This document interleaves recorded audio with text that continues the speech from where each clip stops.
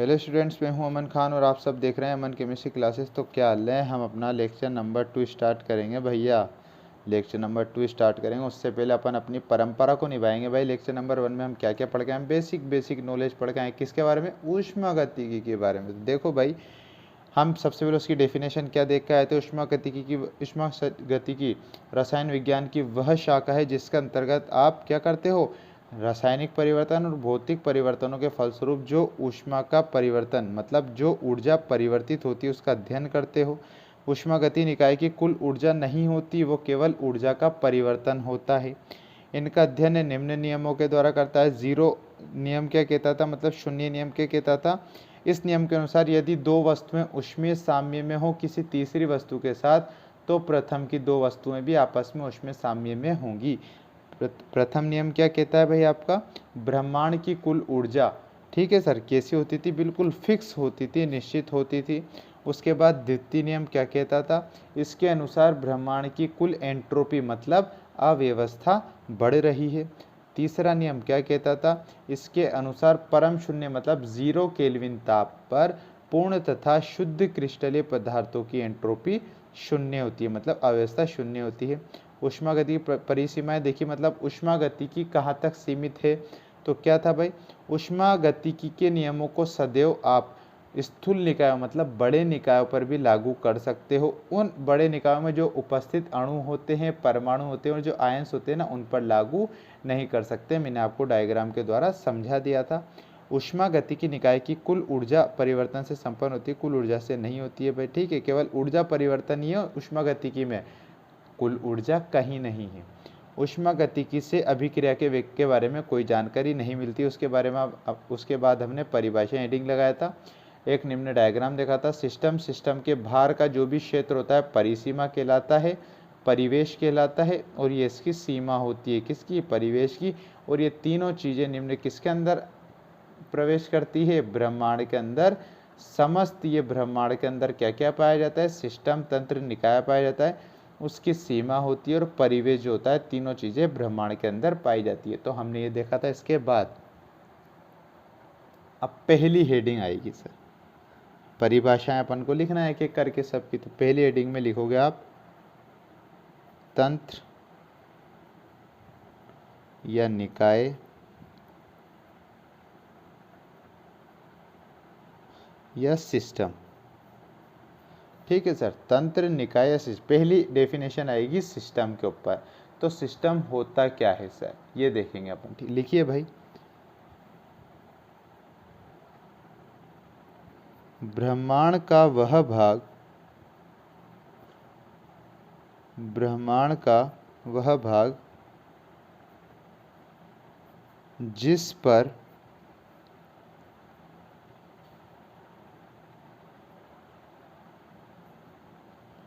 ऊष्मागतिकी का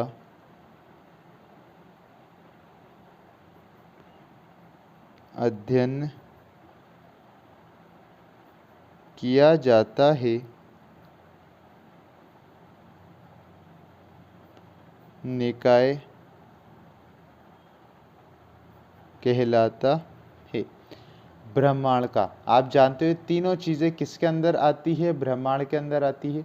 तो ब्रह्मांड का वह भाग जिस पर ऊष्मागतिकी का अध्ययन किया जाता है, मतलब वह वस्तु जिस पर आप ऊष्मागतिकी का अध्ययन कर रहे हो। मान लो मैंने एक चीज ली ए, अब मुझे इस ए चीज पर ऊष्मागतिकी का अध्ययन करना है। मैंने क्या ऐसी वस्तु ली जिस पर मुझे मेजरमेंट करना है? सर आपने ए वस्तु ली, तो ये ए वस्तु ऊष्मागतिकी के लिए क्या है सर? ये निकाय है। ये तो हमारे लिए ए है, लेकिन ये अब ऊष्मागतिकी के दृष्टिकोण से देखें तो ऊष्मागतिकी के लिए क्या चीज़ है जिसका मेजरमेंट करना है? सर वो चीज़ निकाय है। कि ऊष्मागतिकी का अध्ययन किस पर करते हो? निकाय पर करते हो। ब्रह्मांड का वह भाग जिस पर ऊष्मागतिकी का अध्ययन किया जाता है, निकाय कहलाता है। Paragraph change. निकाय वास्तविक तथा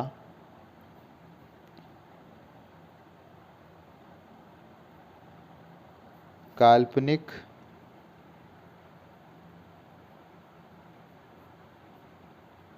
सीमाओं द्वारा घिरा होता है, जैसे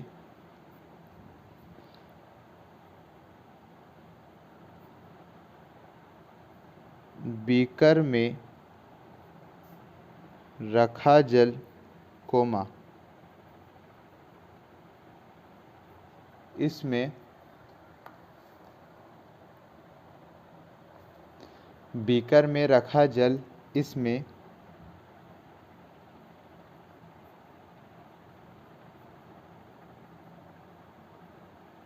बीकर की दीवारें निकाय की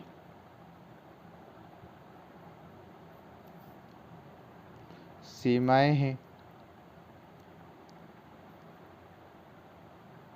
तथा जल एक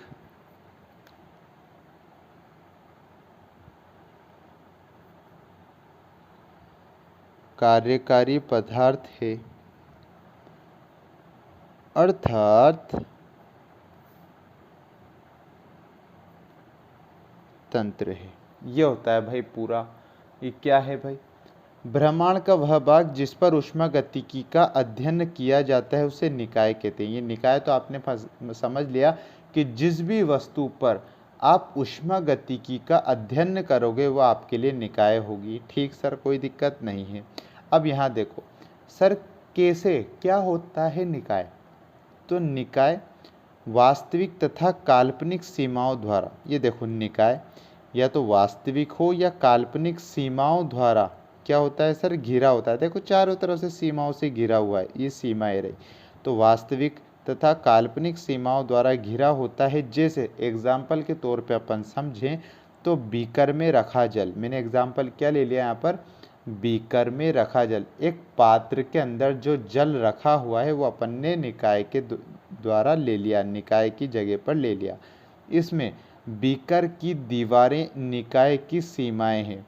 ये देखो, ये मैंने एक बीकर लिया,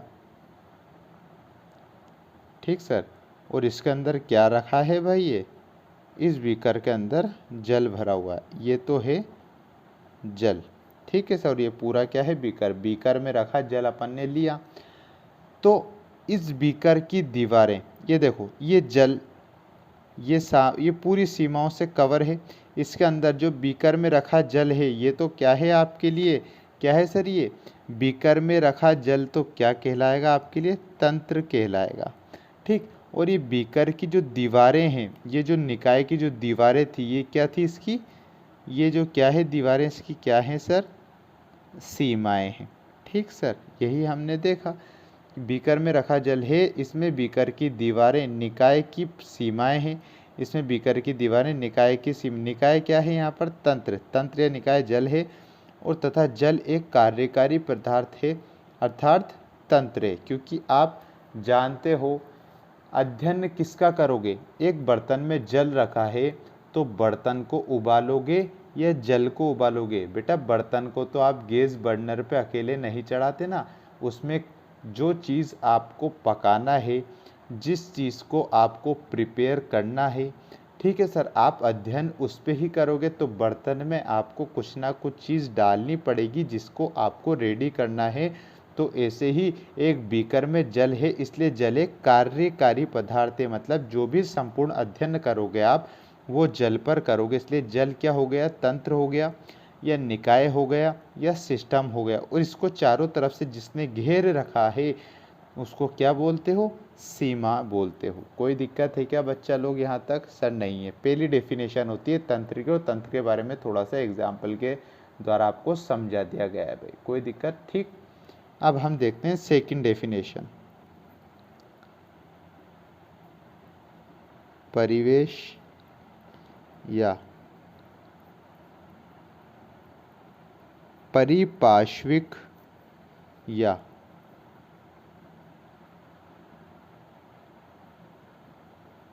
सराउंडिंग, ठीक सर। तीन नाम होते हैं। पहला होता है परिवेश, जो आप देखकर आए हो, मतलब सिस्टम के चारों ओर का क्षेत्र परिवेश।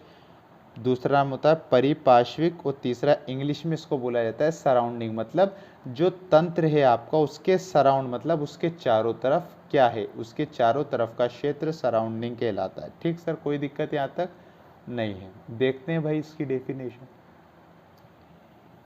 लिखिए,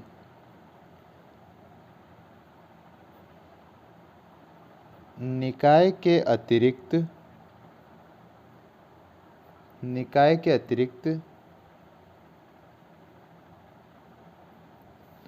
ब्रह्मांड का समस्त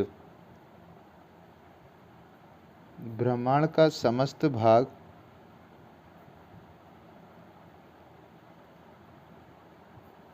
परिवेश कहलाता है। परिवेश कहलाता है, यही मैंने आपसे बोला था। चलो अभी समझा देंगे लिखने के बाद। परिवेश को अंडरलाइन कर लेना भाई। अथवा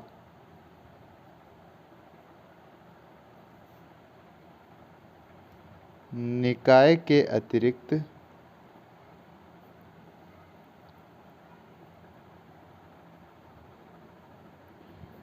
ब्रह्मांड का वह भाग जो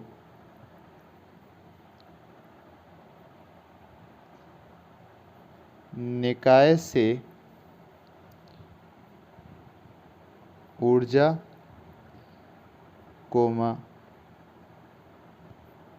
द्रव्यमान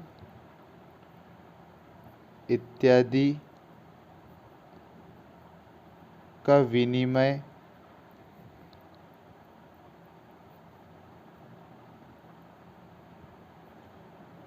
कर सकता हो,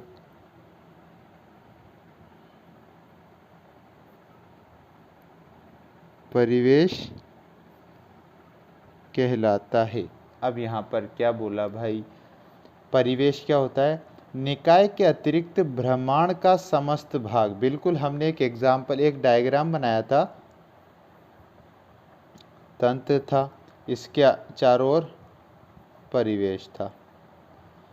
ये सब मैंने आपको डायग्राम बनाया था। ठीक, डायग्राम को ऊपर मत जाना भाई। ठीक है, भावनाओं को ऊपर जाना, ऊपर से जो दिख रहा है उस पर मत जाना। ठीक है, थोड़ा सा अच्छा जैसा ही बना दिया भाई, समझाने के तौर पे बनाया।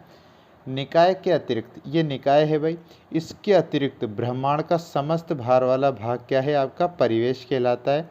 दूसरी डेफिनेशन देखिए, जो दूसरी डेफिनेशन है थोड़ी लॉजिकल डेफिनेशन है।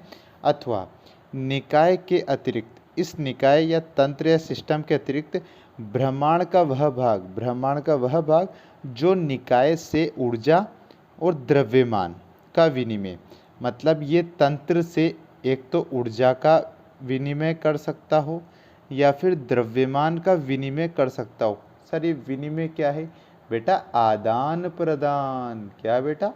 आदान प्रदान। ठीक है, अथवा निकाय के अतिरिक्त ब्रह्मांड का वह भाग जो तंत्र से या निकाय से ऊर्जा का आदान प्रदान कर सकता हो या द्रव्यमान का आदान प्रदान कर सकता हो, क्या कहलाता है? परिवेश। ठीक है, परिवेश बाहर है, तंत्र अंदर है, दोनों एक दूसरे से या तो ऊर्जा का आदान प्रदान कर लेंगे या फिर द्रव्यमान का आदान प्रदान कर लेंगे, तो ये भी आपका क्या कहलाएगा? परिवेश कहलाएगा। नहीं तो सबसे घिसी पिटी डेफिनेशन आप लिख सकते हो और 90% बच्चा वही लिख कर आता है। क्या लिख कर आता है? निकाय के अतिरिक्त ब्रह्मांड का समस्त भाग परिवेश कहलाता है। मजा आ जाता है सर ऐसी डेफिनेशन बेटा, मजा तो आ जाता है, लेकिन चैप्टर जैसे आगे बढ़ेगा तो सामने बातें आएगी कि परिवेश और तंत्र क्या क्या घटनाएं बताते हैं, तो वहाँ पर आपकी पिक्चर आसानी से सेट हो जाएगी भाई। आपको पता ही नहीं रहेगा क्योंकि आप डेफिनेशन ऊपर वाली लिख के आए हो। अथवा लिखवाने का मतलब ये भी है सर, इसको दूसरे शब्दों में और डिस्क्राइब करके पढ़ा जाए तो कैसे पढ़ोगे? निकाय के अतिरिक्त ब्रह्मांड का समस्त भाग या वह भाग जो निकाय से ऊर्जा का और द्रव्यमान का विनिमय कर सकता हो, उसे परिवेश कहते हैं। ठीक सर, जैसे हम परिवेश का एग्जाम्पल लिखें, जैसे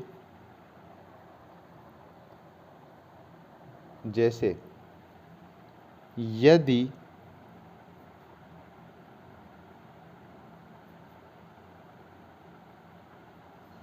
किसी बीकर में जिंक वह HCl को क्या बोलते हो? हाइड्रोक्लोरिक अम्ल। क्रिया कराई जाए तो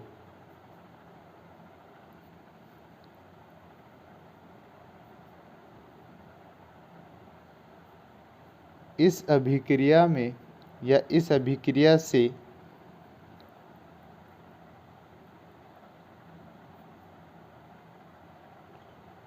उत्पन्न ऊष्मा तो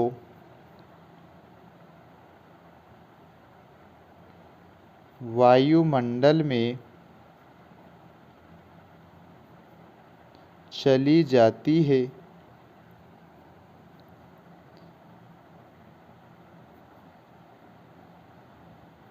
यहाँ बीकर स्वयं तथा चारों ओर का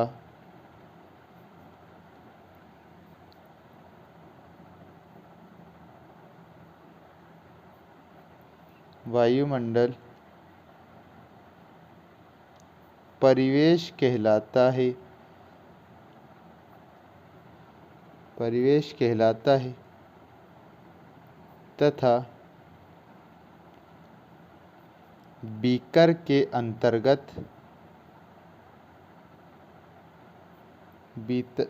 अंतर्गत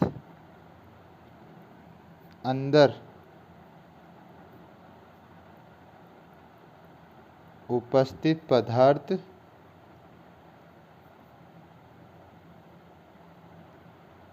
तंत्र कहलाता है। परिवेश और तंत्र को हेडिंग लगा लेना, अंडरलाइन कर लेना भाई। अब हमने देखा तो ये परिभाषा में क्या लिखा था? जो तंत्र होता है, जो ब्रह्मांड का तंत्र होता है, उसको छोड़ के जो ब्रह्मांड का समस्त भाग होता है उसे आप परिवेश बोलते हो। दूसरी डेफिनेशन में आपने क्या देखा था? निकाय के अतिरिक्त ब्रह्मांड का वह भाग जो तंत्र से या निकाय से ऊर्जा का या द्रव्यमान का आदान प्रदान या विनिमय कर सके उसे आप परिवेश बोलते हो। ठीक है सर। अब यहाँ पर हमने देखा एग्जाम्पल के तौर पे, यदि किसी बीकर में, मान लो मैंने यहाँ पर एक बीकर ले लिया, डायग्राम भी बना के बताएंगे भाई आपको अच्छा सा। यदि किसी बीकर में जिंक प्लस HCl की क्रिया कराई जाए तो इस अभिक्रिया से उत्पन्न ऊष्मा, तो इससे क्या प्राप्त हुई भाई आपको? ऊष्मा मतलब गर्म भाप। ऊष्मा को गर्मी बोलते हो, मतलब गर्म भाप का निर्माण हुआ। कब हुआ? यदि किसी बीकर में जिंक व HCl अम्ल की अभिक्रिया कराते हैं तो ऊष्मा प्राप्ति होती है। से उत्पन्न ऊष्मा तो वायु ऊष्मा, ये बर्तन ऊपर से खुला हुआ है भाई, तो ऊष्मा इसके अंदर ही रुकेगी या फुर्र तरीके से बाहर उड़ जाएगी? बिल्कुल, ऊष्मा एक ऊर्जा है, एक क्या है सर? भाप है। तो भाप तो याद है आपको, बर्तन में थोड़ी रहती है, तो उड़ जाती है, निकल जाती है। तो उत्पन्न ऊष्मा तो वायुमंडल, देखो सर, ये वायुमंडल में चली जाती है। यहाँ बीकर स्वयं तथा चारों ओर का वायुमंडल, यहाँ ये तो एक तो बीकर और एक जिस चारों ओर का वायुमंडल, ये क्या है सर? परिवेश है। समझो बात को। वहाँ पर अभी बताया था कि जो तंत्र होता है उसको छोड़कर चारों तरफ का क्षेत्र क्या होता है? परिवेश होता है। यही बोला था मैंने आपसे, डायग्राम बना के आए थे, इसलिए मैंने आपको बताया था इस डायग्राम के अनुसार सब डेफिनेशनों को बता सकते हैं। ये जिंक और HCl जो है ये तो तंत्र हैं भाई। क्या हैं? ये तंत्र हैं। यही बोला, इस बीकर में जिंक व HCl की क्रिया कराई तो फलस्वरूप आपको ऊष्मा मिली। ऊष्मा तो फुर्र हो गई। कहाँ फुर्र हो गई? वायुमंडल में चली जाती है। तो यहाँ पर इस पूरी प्रक्रिया में, इस पूरी घटना में, ये जो बीकर है और ये जो वायुमंडल है, ठीक है सर, ये तो एक तो बीकर है और चारों ओर का जो वायुमंडल है ये क्या हो गया? परिवेश हो गया। यह देखो, ये जिंक HCl इसको मान लो आप तंत्र को, देखे भाई, ये जिंक HCl इसको मान लिया। अब इसकी जो सीमा है और इसके चारों तरफ का वायुमंडल है, क्या है सर ये? परिवेश है। तो ऐसे ही इसकी जो सीमा है, मतलब जो बीकर खुद है तथा चारों ओर का जो वायुमंडल है ये परिवेश है, तथा बीकर में रखे अंदर उपस्थित पदार्थ, बीकर के अंदर जिंक व एसिड है, ये क्या है आपके? ये आपके तंत्र या निकाय हैं भाई। कोई दिक्कत है क्या?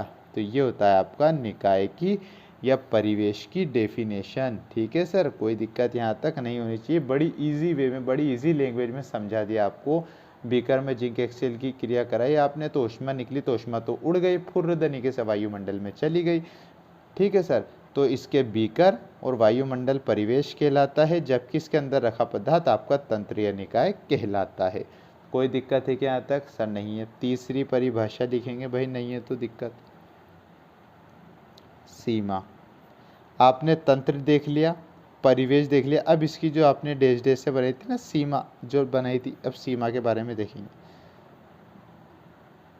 ये क्या होती है भाई? लिमिट बोला जाता है अंग्रेजी में, लिमिट। ठीक भाई, अंग्रेजी में लिमिट आती है। देखो भाई, जो निकाय तथा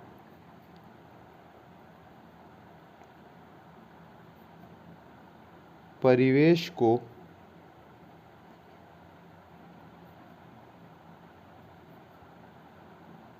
पृथक कर दें, लिमिट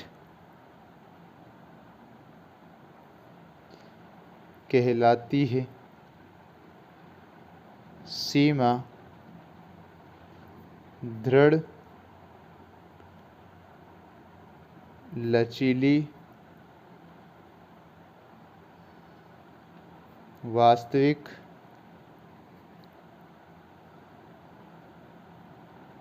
या काल्पनिक, चालक या अचालक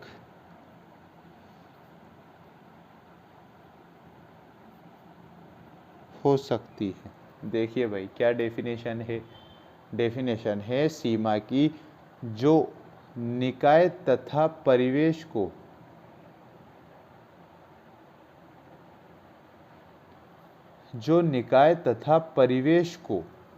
ठीक है भाई, ध्यान से देखना, सिंपल डेफिनेशन है भाई। आपने डायग्राम बना रखा है, इस डायग्राम पे निगाह मान लो। तंत्र, बाहर का वायुमंडल का समभाग परिवेश, और ये आपको जो एक लाइन दिख रही है, ये आपको एक कर्व दिख रहा है भाई, ये क्या है? आपने इस पे एरो लगा के लिखा था सीमा। भाई किसी को पुकार नहीं रहे, गलत मतलब मत निकाल लेना कि सर तो किसी सीमा को आवाज़ दे रहे हैं। भाई किसी को आवाज़ नहीं दे रहे हैं, हम यहाँ पर सीमा को पुकार रहे हैं।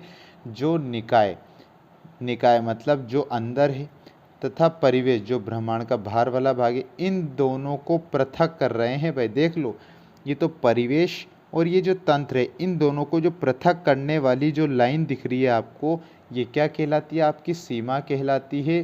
जो ये सीमा होती है, दृढ़ मतलब कठोर, लचीली मतलब सॉफ्ट, वास्तविक जो आंखों से दिखाई दे, ओरिजिनलिटी में हो, या काल्पनिक या आंखों से आपको दिखाई नहीं दे, चालक जिसमें अपन कह सकते हैं जिसमें विद्युत धारा प्रवाहित हो सकती, चालक या अचालक जिसमें विद्युत धारा प्रवाहित नहीं हो सकती, पूरी किसी भी तरह की हो सकती है। मतलब ये जो सीमा है, दृढ़, लचीली, वास्तविक या काल्पनिक, चालक या अचालक हो सकती है। ठीक है भाई, कितने भी प्रकार की सीमाएं आपके पास आ सकती है। ठीक भाई, कोई दिक्कत? तो हमने यहाँ पर डेफिनेशन देख ली, पूरे परिवेश तंत्र की देखी, परिवेश की देख ली और सीमा की देख ली। कोई दिक्कत? सिंपल डेफिनेशंस थी, हमने सब पर ध्यान दे दिया भाई। ध्यान देने के साथ साथ हमने लिख भी लिया, समझ भी लिया। ठीक, अब नई हेडिंग अपने पास आ रही है भाई, हेडिंग लगाइए तंत्र के प्रकार। जो आप तंत्र देखते हो ना, जिसे आप निकाय भी कहते हो, जो परिवेश को चारों तरफ के अंदर होता है, मतलब परिवेश, उसके अंदर जो चीज़ है जिस पर आप ऊष्मागतिकी का अध्ययन करोगे, वो क्या है भाई? वो तंत्र है। तो वही बात है, तंत्र कितने प्रकार के होते हैं उनके बारे में अध्ययन करेंगे भाई हम। तो लिखिए, तंत्र निम्न 5 प्रकार के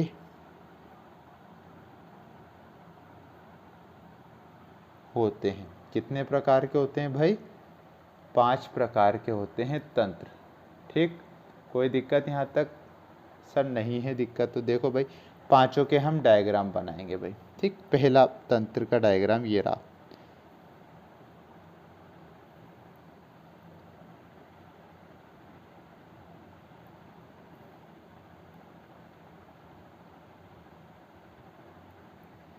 कोई दिक्कत है क्या सर? ठीक, मतलब इस डायग्राम का क्या मतलब है? ये जो एक तंत्र है, ठीक है, इसमें से पदार्थ और ऊर्जा, ऐसा तंत्र जिसमें से पदार्थ भी अंदर जा सकता हो या बाहर आ सकता हो, इसमें से ऊर्जा भी बाहर जा सकती हो और ऊर्जा अंदर आ सकती हो। पहला होता है आपका खुला तंत्र। पहला तंत्र क्या होता है आपका? खुला हुआ तंत्र होता है। मतलब खुला तंत्र, नाम से ही पता लग रहा है ये ऊपर से खुला होता है। मतलब ऐसा तंत्र या ऐसा निकाय जिसमें आप पदार्थ को और अंदर जा सकता है, पदार्थ इससे कम हो सकता है, या ऊर्जा की मात्रा इसमें अंदर भी जा सकती है, ऊर्जा इसमें से बाहर भी निकल सकती है। मतलब पदार्थ और ऊर्जा दोनों का आदान प्रदान इस तंत्र में से हो सकता है। मतलब खुला हुआ तंत्र है। सेकंड आता है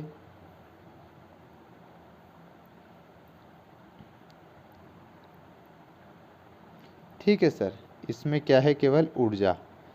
इसका मतलब ये तंत्र ऐसा है जिसमें केवल ऊर्जा का ही आदान प्रदान हो सकता है। इसमें पदार्थ आप चेंज नहीं कर सकते। इस तंत्र में केवल ऊर्जा का ही विनिमय होगा। तो ये क्या हो गया? बंद तंत्र हो गया।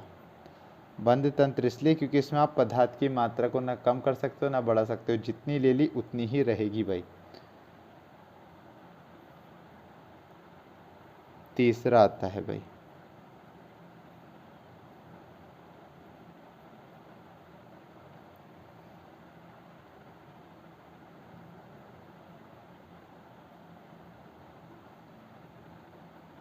ठीक है, तीसरा होता है जिसका नाम होता है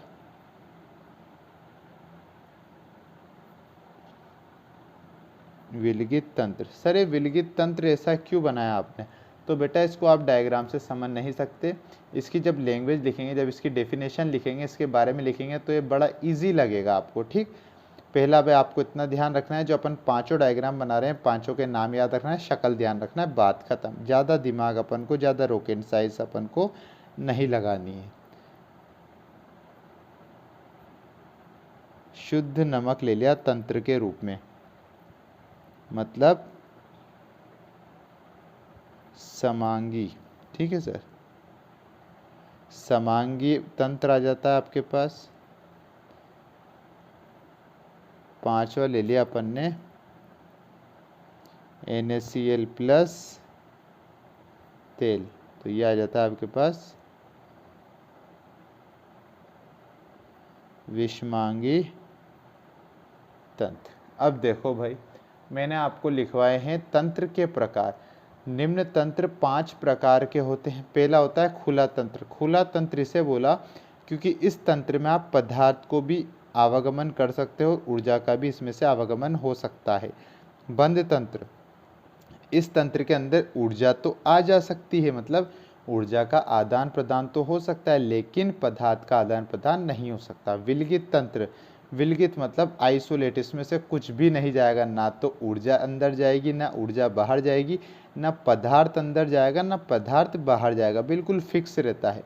चौथा आता है समांगी तंत्र। समांगी का मतलब होता है, समांगी का मीनिंग होता है बिल्कुल शुद्ध पदार्थ। शुद्ध मतलब शुद्ध नमक ले लिया हमने, इस नमक में किसी भी प्रकार की अशुद्धि नहीं मिलाई है, बिल्कुल क्या है?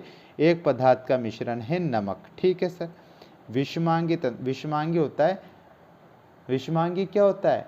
दो भिन्न भिन्न तत्वों के मिश्रण को, ठीक है। तब विषमांगी होता है दो भिन्न भिन्न तत्वों के मिश्रण को तंत्र, ठीक है। विषमांगी तंत्र में आपने एक तो नमक ले लिया और उसमें आपने तेल मिला दिया, तो दोनों अलग अलग प्रकृति के हैं, दोनों का आपने मिश्रण ले लिया तो विषमांगी तंत्र हो गया। ये मैंने आपको निम्न 5 प्रकार के तंत्र बताए, इनका डायग्राम बनवा दिया। अब इनके बारे में हम पूरा समस्त डिटेल पढ़ेंगे अपने अगले लेक्चर में।